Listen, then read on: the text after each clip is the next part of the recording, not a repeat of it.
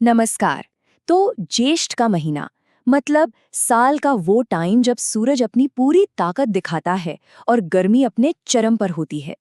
पर क्या ये सिर्फ एक मुश्किल भरा मौसम है या फिर इसमें कोई गहरा आध्यात्मिक मौका भी छिपा है?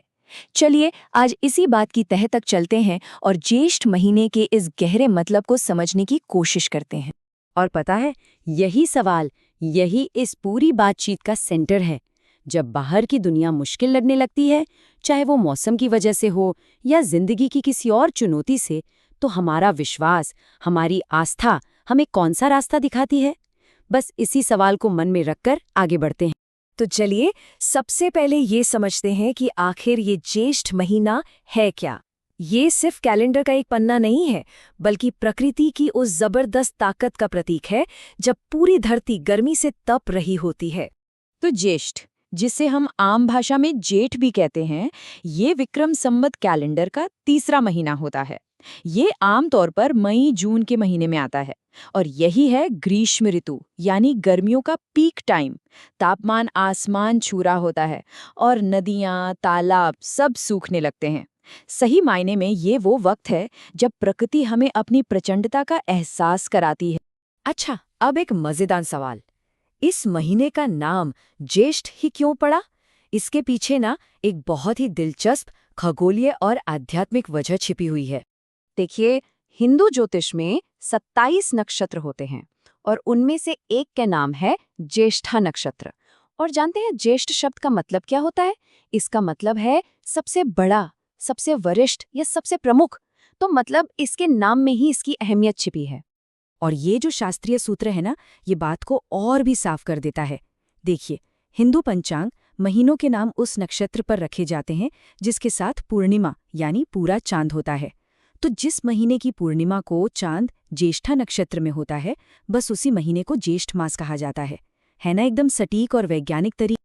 और इसकी एक और बहुत खूबसूरत व्याख्या है जो आसमान से सीधा धरती पर आती है। इस महीने में सूरज की ताकत भी अपने चरम पर होती है। वो सबसे ज्येष्ठ यानी सबसे प्रमुख हो जाता है। तो ये नाम आसमान के तारों और धरती पर सूरज की प्रचंडता दोनों को एक साथ जोड़ता है। तो ठीक है, ये तो हो गई मौसम और तारों की बातें। लेकिन इस भयंकर गर्मी का आध्यात्मिक मकसद क्या है? हमारी परंपराएं इस चुनौती को एक मौके में कैसे बदल देती हैं? बस यहीं पर तप, संयम और सेवा का असली मतलब सामने आता है। माना जाता है कि जब बाहर गर्मी बढ़ती है, तो अंदर संयम और सेवा की ठंडक खोजने का ये सबसे सही समय है। ये महीना हमें खुद पर काबू रखने और दूसरों के काम आने के लिए प्रेरित करता है। इस महीने में खास तौर पर 4 प्रमुख देवों की पूजा का विधान है। भगवान विष्णु जो इस सृष्टि के पालन करता है, हनुमान जी जो शक्ति और सेवा के सबसे बड़े प्रतीक हैं, सूर्यदेव जिनकी गर्मी हम सब महसूस करते हैं, और भगवान शिव जो इस ताप को भी सहकर शीतलता देते हैं। माना जाता है कि इन सब की पूजा से हमें शक्ति और संयम मिलता है। और इस आध्यात्मिक प्रैक्टिस को एक ढांचा देने के लिए ज्येष्ठ के महीने में कई खास त्योहार और व्रत भी आते हैं जो हमें सही रास्ते पर बनाए रखते हैं। इस महीने के 3 बड़े त्योहार इसकी सीख को और भी गहरा कर देते हैं। सबसे पहले गंगा दशहरा, जो धरती पर माँ गंगा के आने का उत्सव है। ये हमें जीवन देने वाले पानी का सम्मान करना सिखाता है। फिर आती है निर्जला एकादशी, साल का सबसे मुश्किल व्रत जिसमें पानी तक नहीं पीते। ये हमें आत्मनियंत्रण की सबसे ऊंची सीढ़ी चढ़ना सिखाता है। और फिर है वट सावित्री व्रत, जो रिश्तों के लिए समर्पण और विश्वास का प्रतीक है। लेकिन इन सभी व्रतों और पूजा पाठ से भी बढ़कर एक काम है जिसे इस महीने का सबसे बड़ा पुण्य कहा गया है। एक ऐसा सीधा साधा काम जो ज्येष्ठ महीने की पूरी सीख को अपने अंदर समेट लेता है। जरा सोचिए, जब चारों तरफ आग उगलती गर्मी हो, नदियां सूख रही हों और हर जान पानी के लिए तरस रही हो, उस वक्त सबसे बड़ा पुण्य, सबसे बड़ा धर्म क्या हो सकता है? वो है जलदान, यानी पानी पिलाना। सुनने में ये बहुत मामूली सा काम लग सकता है, लेकिन ज्येष्ठ के महीने में इसे सबसे बड़ी सेवा और सबसे बड़ा धर्म माना गया है। जब कोई किसी प्यासे को पानी, शरबत या छाछ पिलाता है, तो वो सिर्फ उसकी प्यास नहीं बुझा रहा होता, बल्कि इस महीने के सबसे गहरे आध्यात्मिक नियम को जी रहा होता है। तो देखा जाए तो इस महीने की दिनचर्या बहुत सरल लेकिन बहुत शक्तिशाली है।